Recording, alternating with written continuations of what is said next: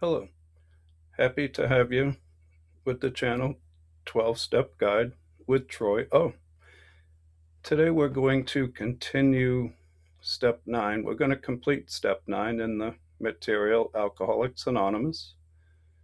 We will be in the book 12 Steps and 12 Traditions. It'll be step 9. It's going to be page 83. As you know from if you haven't seen previous videos, I've made an effort to separate out step 8 and 9 and slow it down, take the material from the big book and the step book, and as they came out at different times, Bill had learned a lot.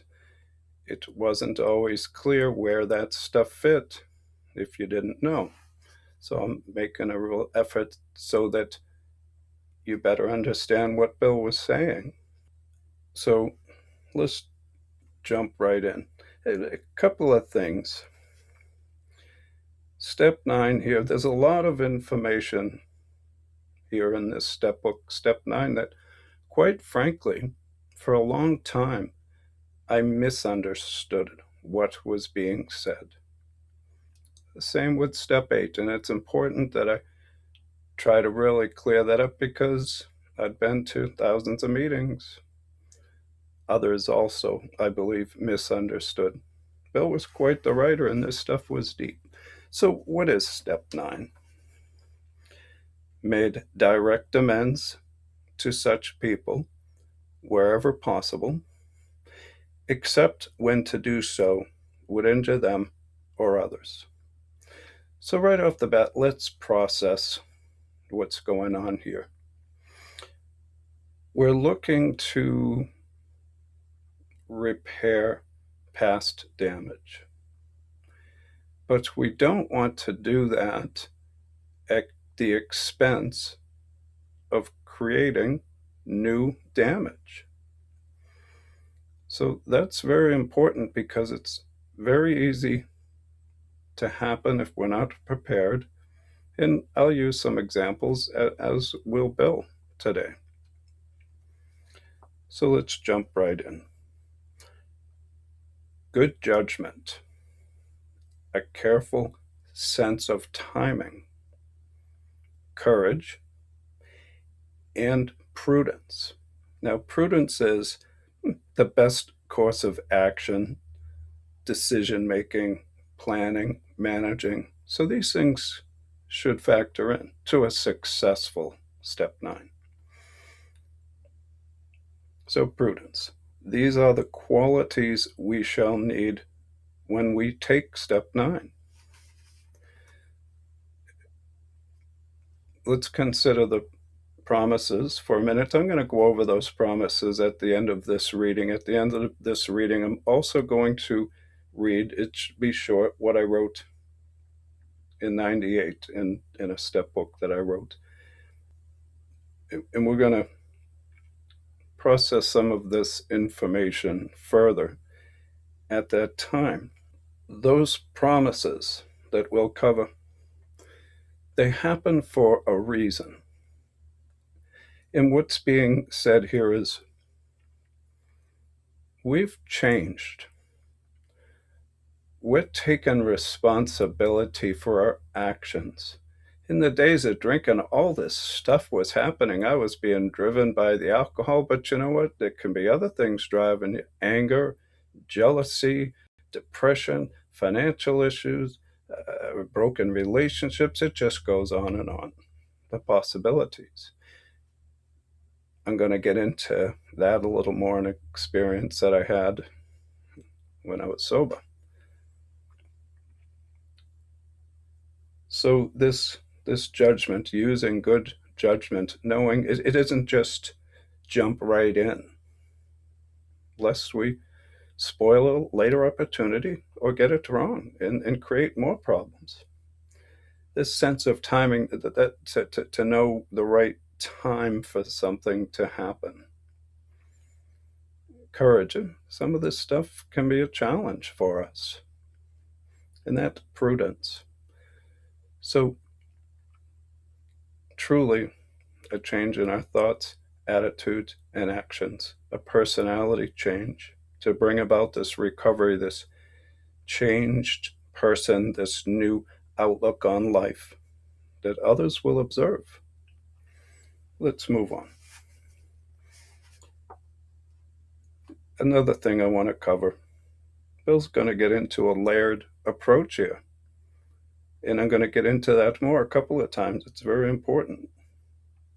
So, after we have made the list of people we have harmed, step 8, really begun in step 4, have reflected carefully, we thought about it upon each instance, and have tried to possess, to get ourselves of the right attitude in which to proceed. So, attitude matters.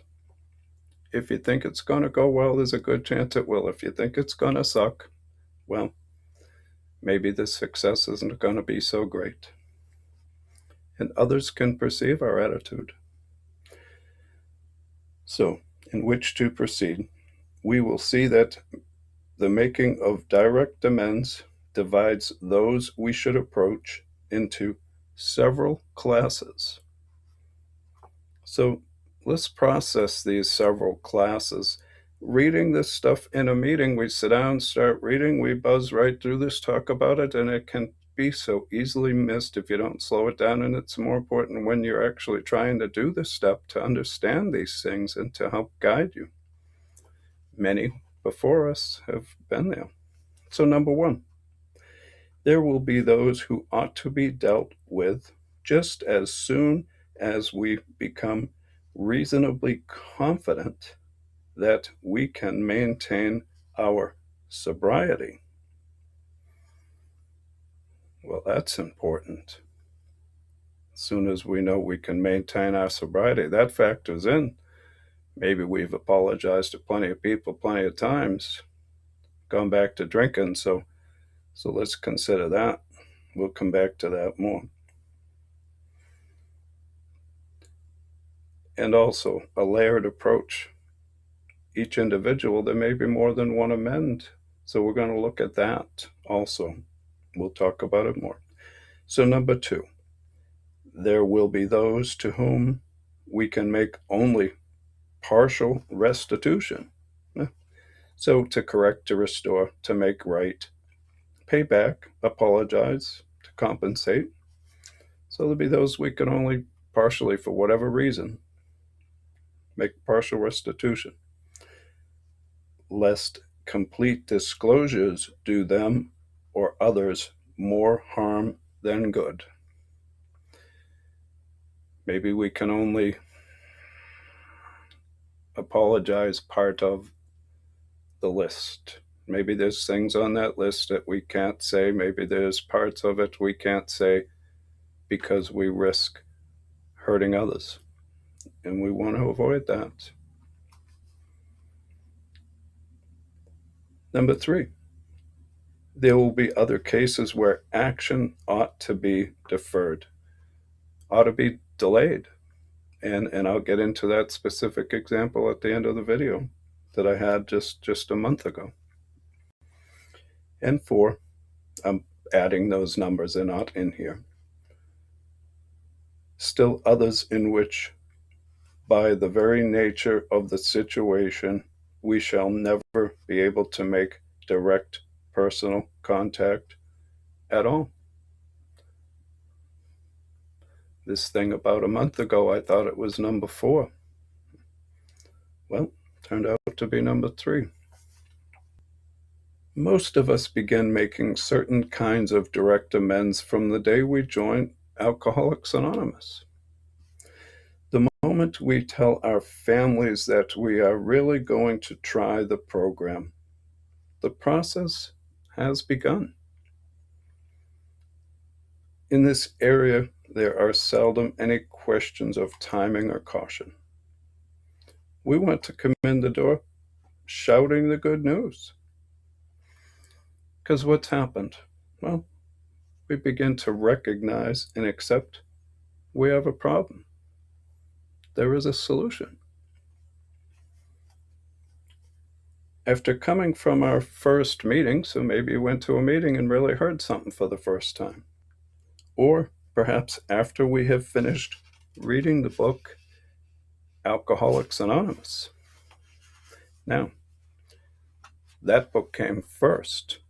This book came second, and that's important information. We usually want to sit down with some member of the family and readily admit the damage we have done by our drinking.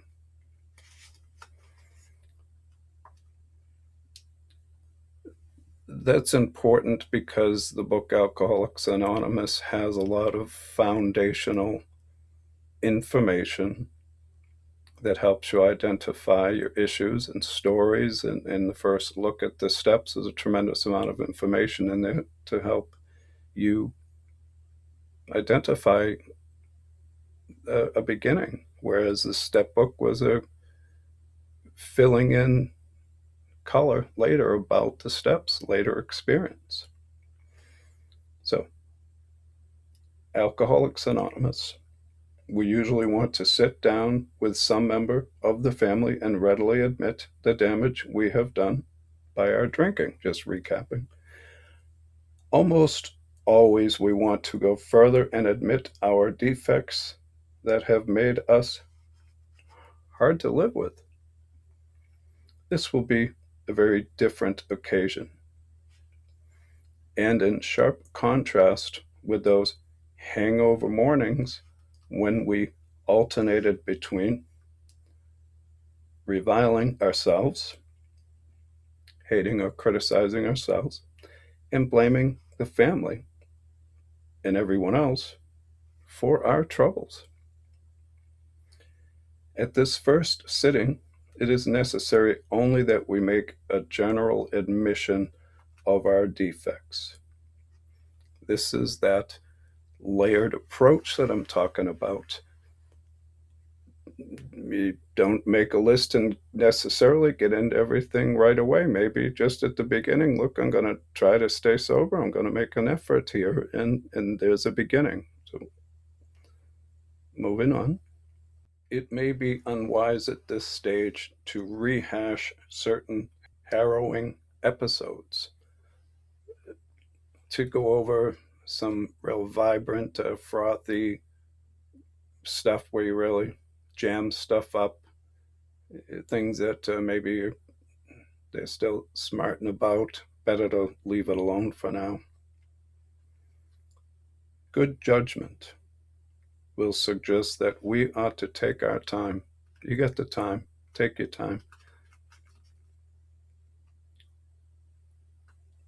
Now, I don't want to suggest that you wait years or anything like that. There's some question in the program when this stuff should happen. There's a way for you to figure that out for yourself. So you're going to think for yourself, having a sponsor, talking about it with people you've trusted. These things will happen. There's some guidance here. Well, we may be quite willing to reveal the very worst, we must be sure to remember that we cannot buy our own peace of mind at the expense of others. Maybe we've been already trying to do that drinking in some different manner, but we can't transfer our pain onto others to relieve our own guilt and make things worse. One, it hurts others. Two, a good chance we drink again. Much the same approach will apply at the office or factory. We shall at once think of a few people who know all about our drinking and who have been most affected by it. But even in these cases, we may need to use a little more discretion. Be careful. than we did with the family. We may not want to say anything for several weeks or longer.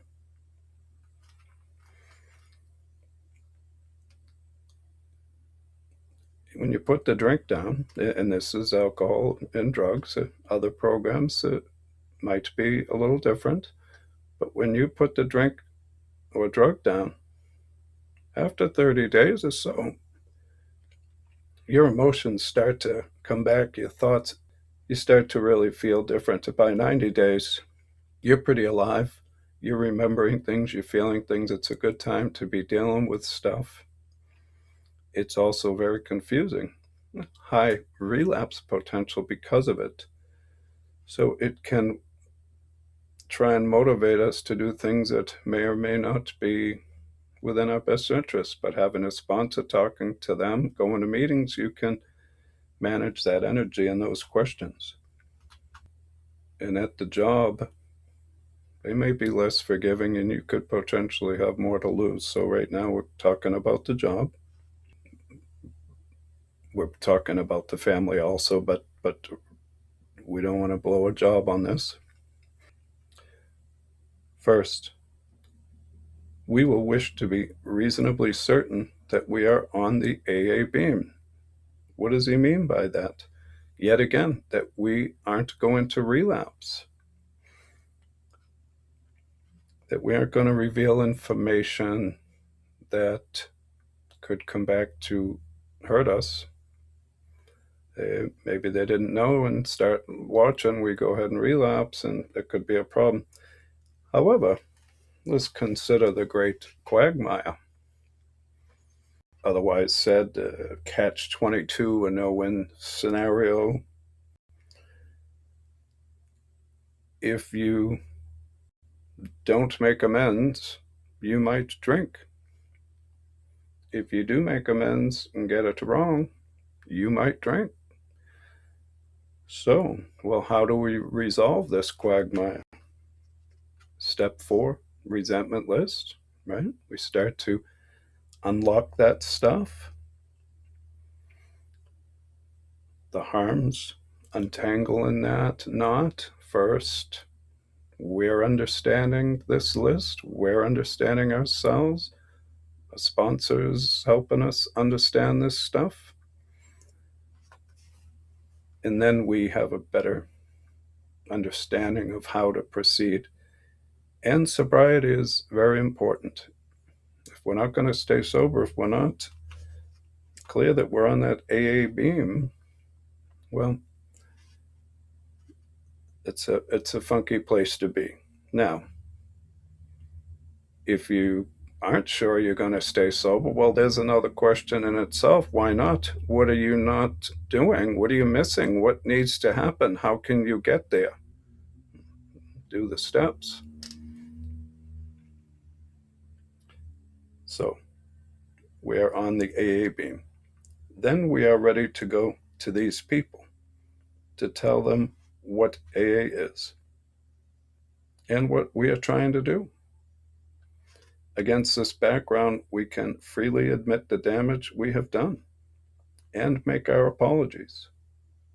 We can pay or promise to pay whatever obligations, financial or otherwise, we owe.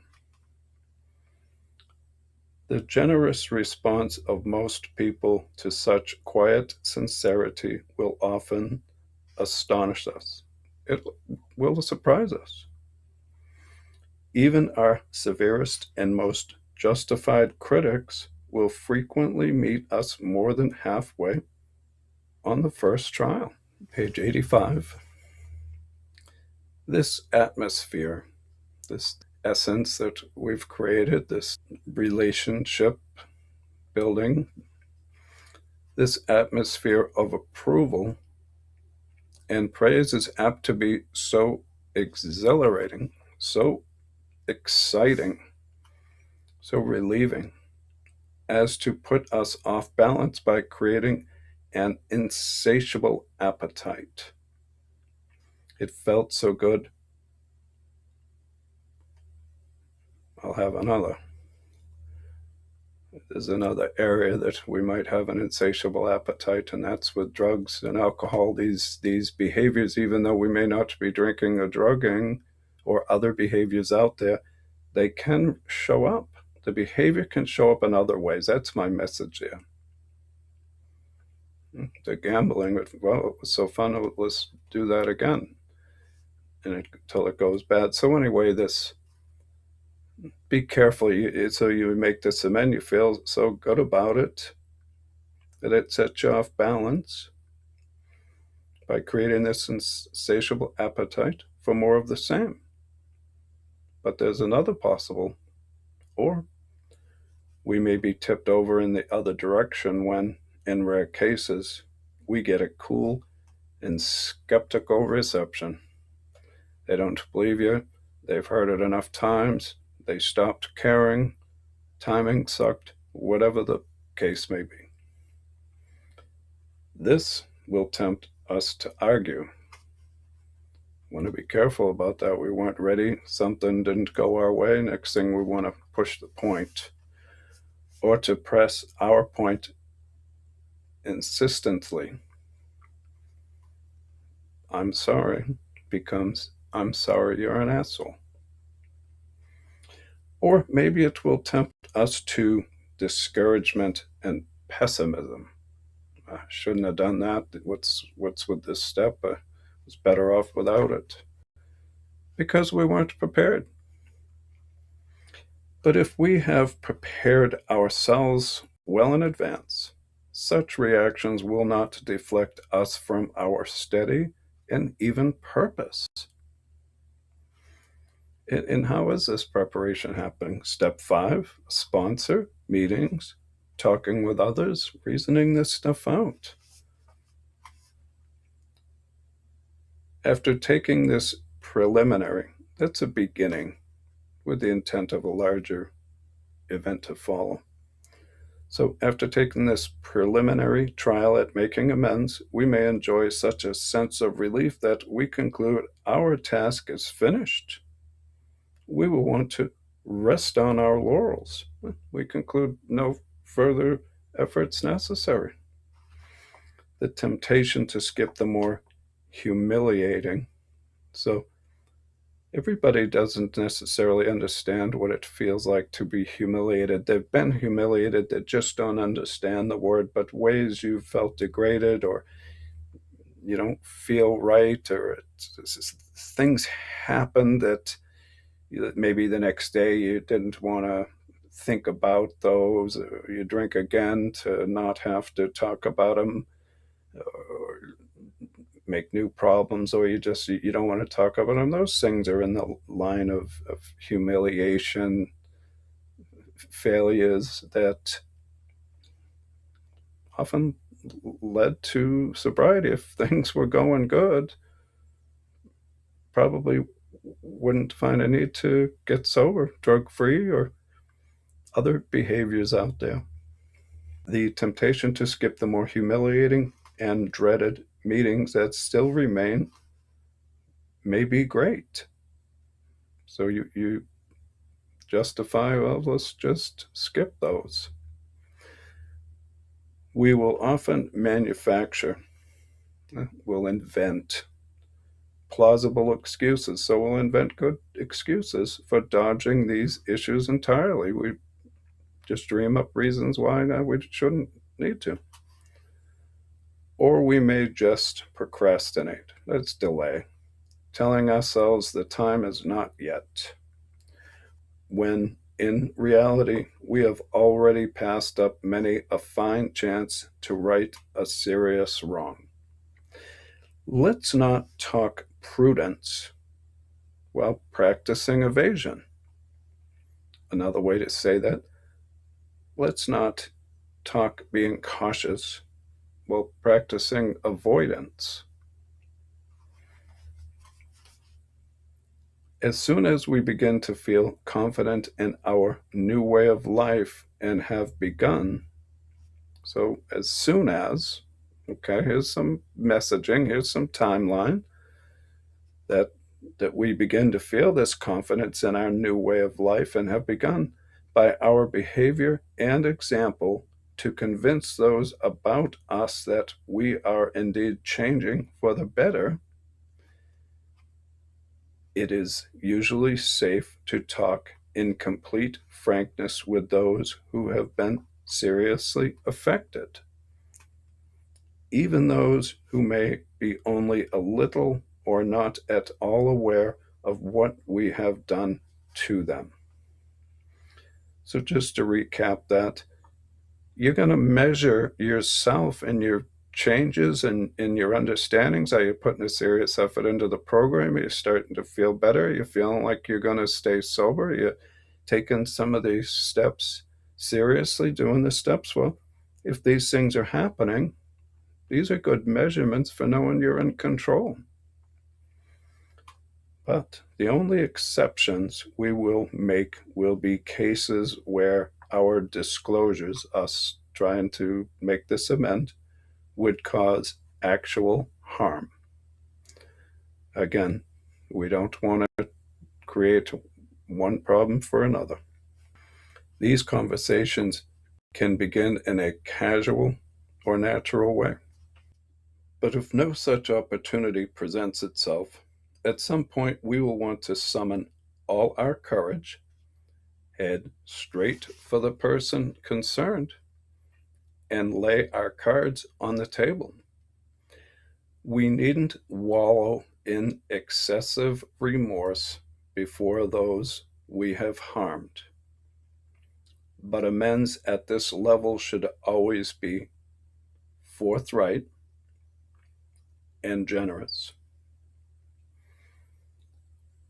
So, what's he saying there? We're going to do the best we can.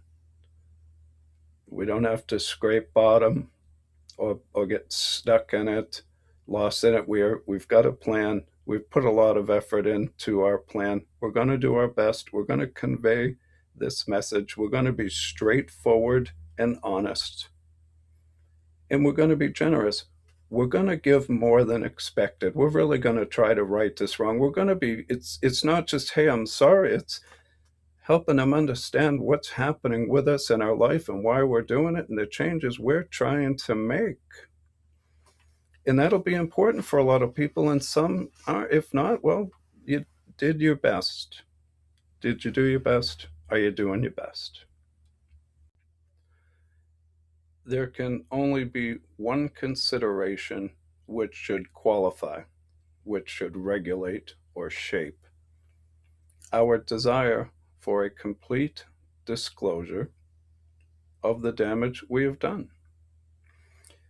This will arise in the occasional, little more than rare, situation where to make a full revelation, to tell it all, would seriously harm the one to whom we are making amends.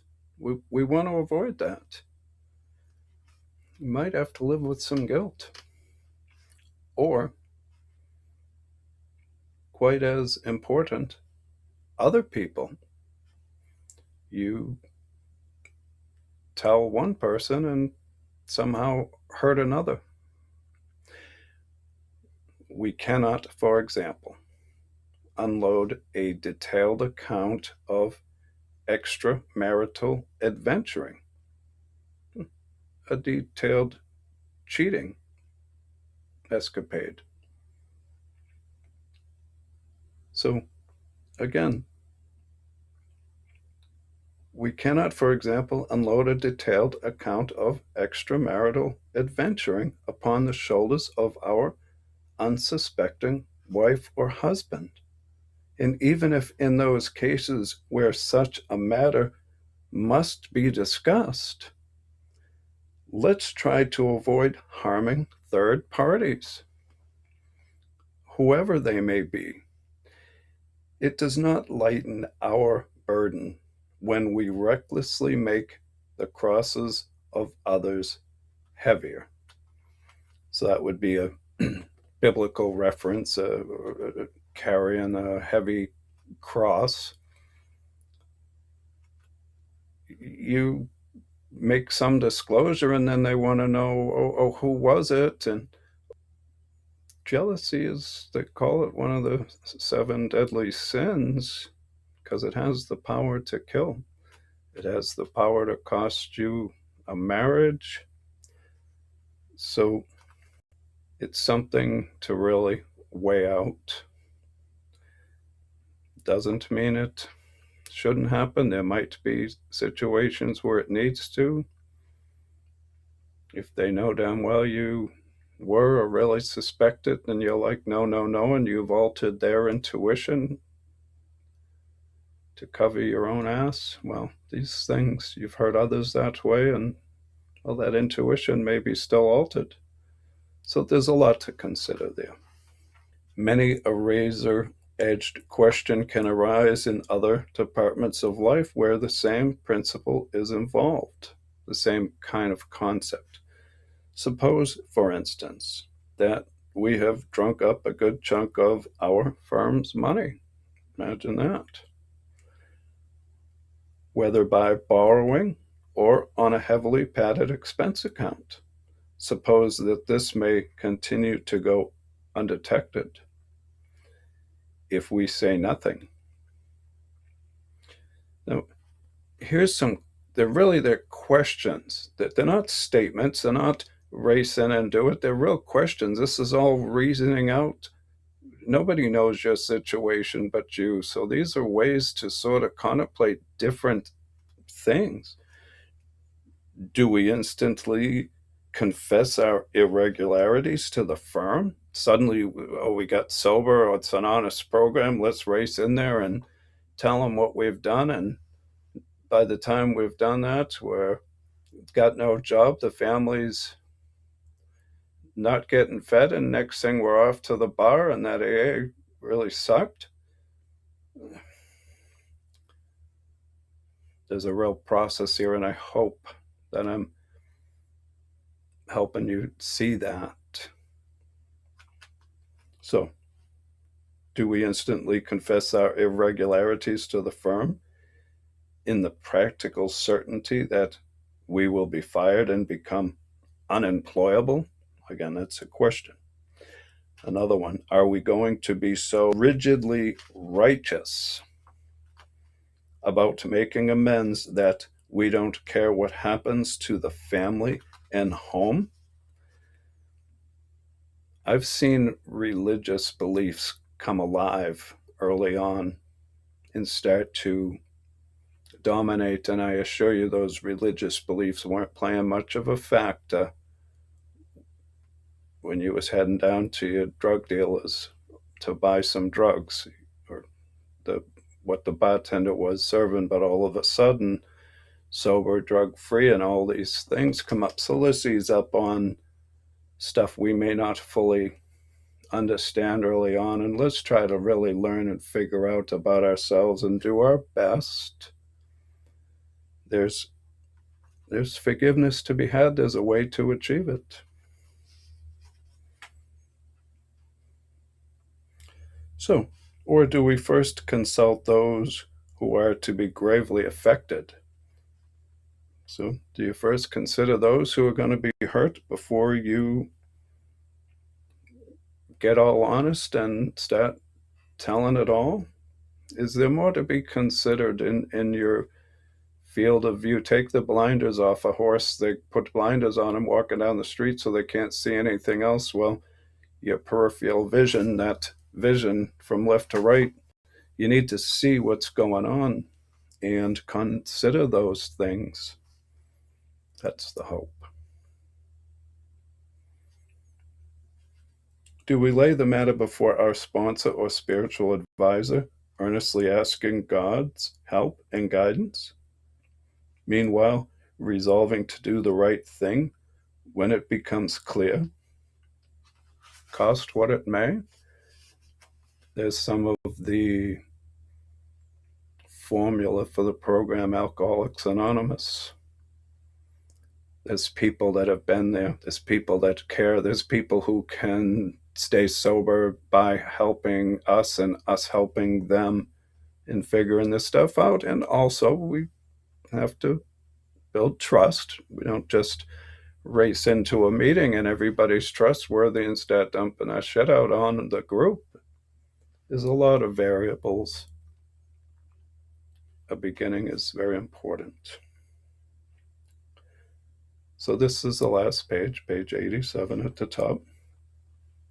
Of course, there is no pat answer, there's no clear answer which can fit all such dilemmas, all such pickles or an impasse.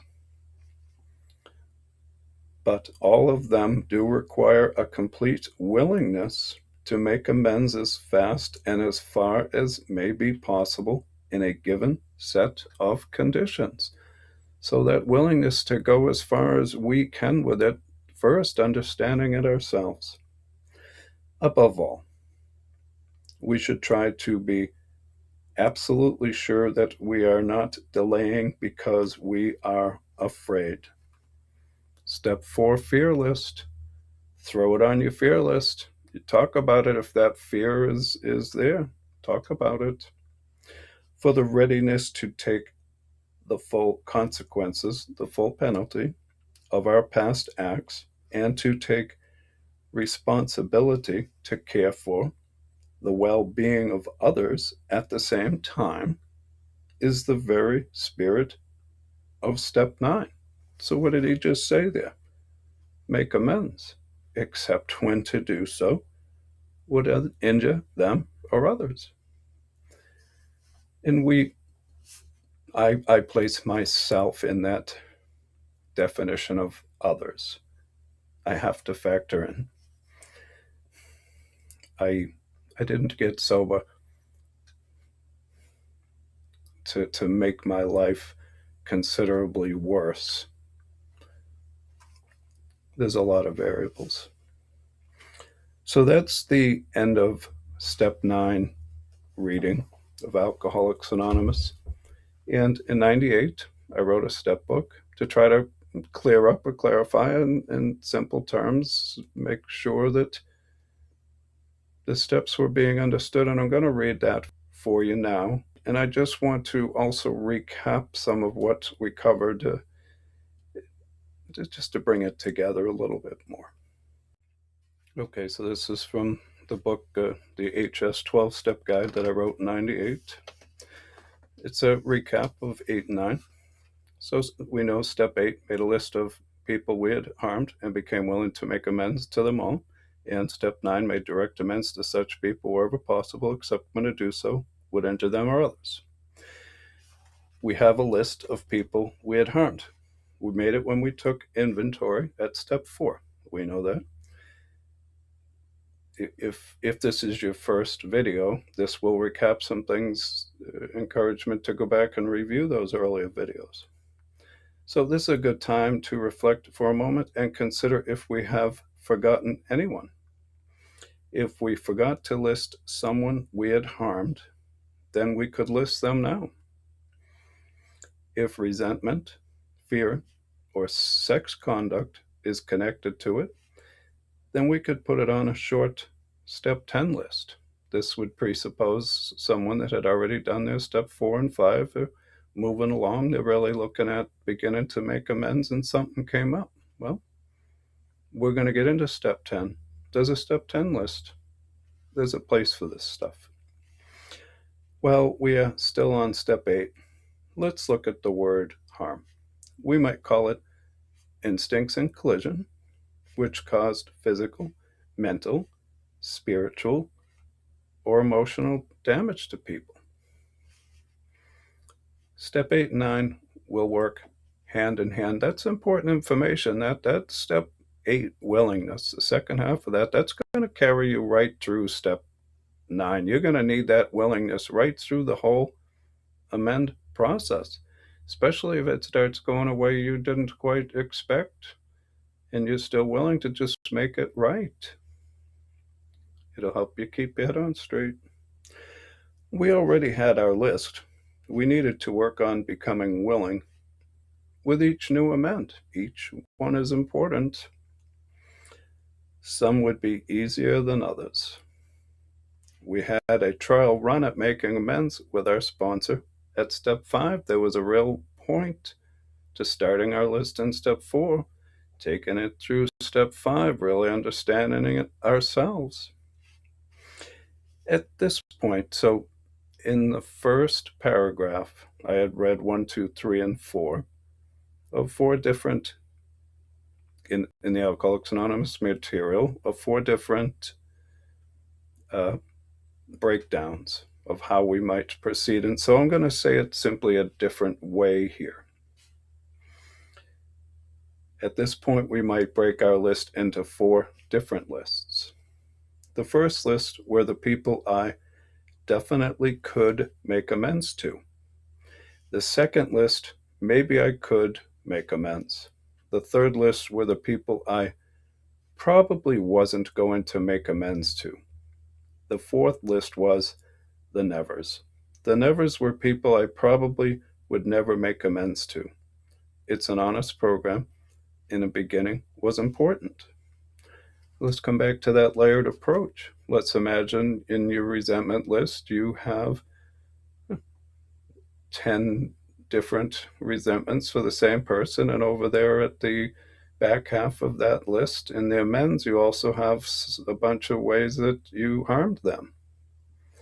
Well, the same person could show up on all 4 lists. Yes, there's things I should make amends now. Maybe there's things that's never going to happen. So that layered approach had escaped me along the way. It isn't just all or nothing. There really is a way to separate this stuff out. There's that timing Bill spoke about, things like that will help you break it down and separate out issues, see them better, also see patterns and cycles, things that may have continued to pop up. Step 9. We were at step 9, making direct amends to people wherever possible, except when to do so would injure them or others. As we went down our list and made amends, in many cases the nevers turned to probably, and the maybes turned to future definite amends. When making amends, we don't have to tell them why we're doing it, unless we want to, or feel they have a right to know. Remember, the reason we're making amends isn't to hear the other person accept our apology or for them to admit their faults. If that is what we are expecting, then we will probably leave with resentment. It is nice when a person meets us halfway, but it's not the rule. The rule is we'll be hard on ourselves and easy on them. Much of the reason why you might help someone understand why you're doing it is so that you can see the new you, they can see the new you. Maybe something significant has changed. It is important that we do not push ourselves at anyone or try to force amends. It can be difficult to approach a person whom we hate or who has done to us worse than we have done to them. These are the most beneficial amends to our spiritual program, and it teaches us forgiveness. It was spiritually killing us inside to hold on to it. Now, there's a whole lot of 12-step programs out there and a whole lot of various issues, and people are going to think for themselves, and everything doesn't fit neat and tidy. So we separate out what makes sense and moving on. There is a part of this step that says, except when to do so would injure them or others. We probably would want to think twice before telling our spouse we cheated on them, if they don't know. Oftentimes, things like that make us feel better at the expense of others. That is not the spirit of the step. If it serves to hurt someone, or we are not sure what to do, then we take it to our sponsor, spiritual advisor, counselor, or friend for advice. Avoid hysterical thinking. That came up in step 4 in the big book. Avoid that hysterical thinking. There may be people in our lives that are tired of hearing sorry. In those situations, and over a period of time, it's important to back up our words with action. Gain trust. This step says, wherever possible, not whenever possible.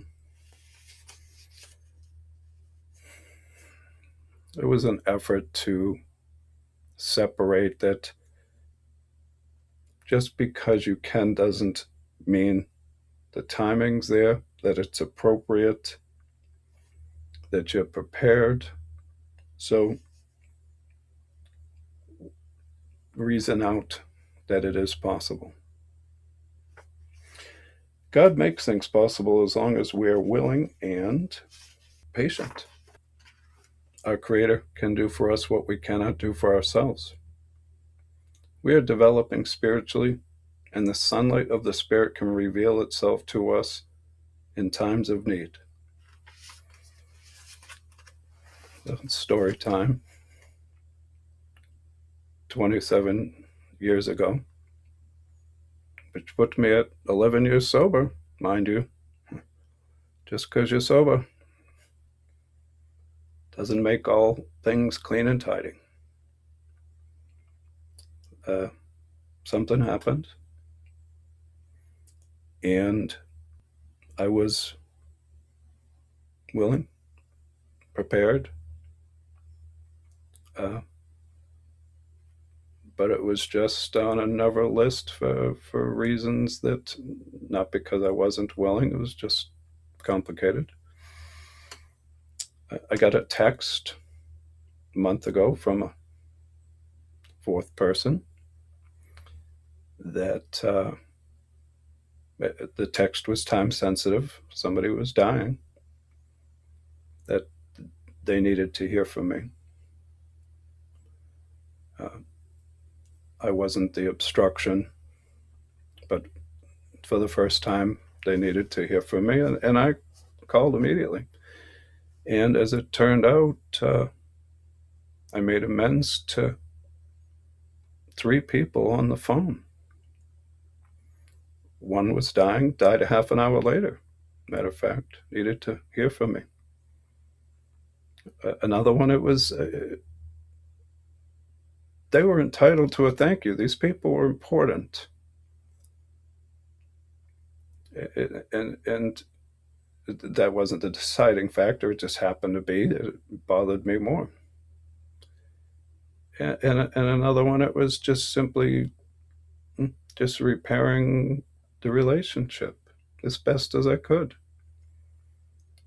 I never imagined these opportunities would unfold. You decide for yourself. Coincidence? God's work? I can't decide that for you. I can tell you, for me, man,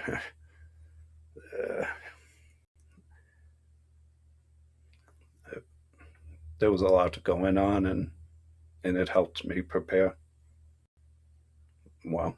So I'm very grateful for that experience and to share that with you. Moving on. When making amends, we try to do it face to face. In some cases, this just is not possible or may not be safe. If we must, then we send a letter or call or whatever form of communication may be available. Those forms of amends take second shelf to a face-to-face amend, but take first shelf to no amends. This is another area of our life where we stress progress. It is important that we measure our progress and that we keep moving forward toward the light of the Spirit. Freedom from self. So what's it mean to make amends? To apologize, to correct, to change for the better, make compensation, reparation, or restitution. There's some ideas. It doesn't end there, but those are guiding concepts. So, and here's those 9-step promises.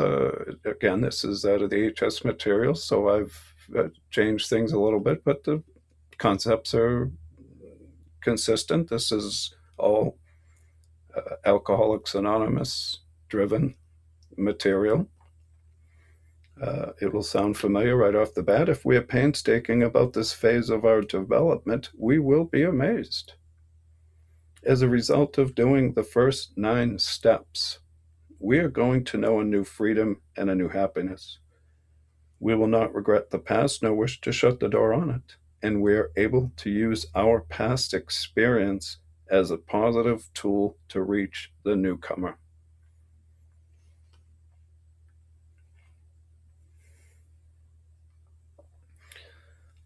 We will comprehend the words serenity and humility, and we will know peace. No matter how far down the scale we have gone, we will see how our experience can benefit others. The feeling of uselessness and self-pity will disappear. You may not even identify those feelings as what they are for a time. It might be a surprise to find out there was some of that going on in certain areas.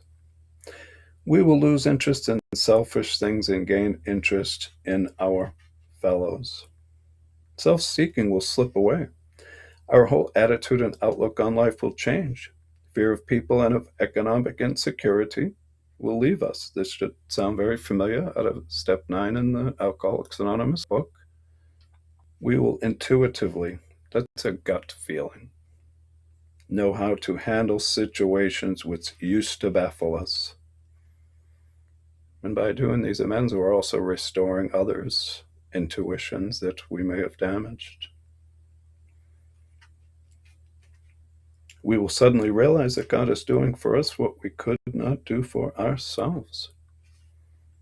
Are these extravagant promises? We think not. They are being fulfilled among us as a result of working the first 9 steps and a willingness to work all 12. And that's said time and time again. First, it's understanding how to do that. So I hope that I've been able to help you with that and continue on. What an incredible process. So from here, we will begin step 10 in the book Alcoholics Anonymous and better understand how that connects to step 8 and 9, and also how it begins to connect to step 11. Well, I hope that I've been helpful. This ends the step 9 series.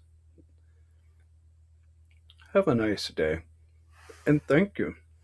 If you found this video helpful, please like and subscribe. Ring the bell to be notified when new content is added. Also, you can support the channel 12-Step Guide with Troyo by donating through PayPal to hsworldservice@yahoo.com. The willingness we developed in Step 8 now combines with our best intentions and moves us into action in Step 9. Using the layered approach outlined in today's video, we may decide it's best to apologize for one harm early on, later make a partial apology for a different issue with the same person, defer a more sensitive issue even longer until we achieve more sobriety, or, lastly, we may determine an apology would do more harm than good and at least for now should not be addressed. We can decide with the help of our sponsor or spiritual advisor what is best for us and our recovery. Our sobriety matters.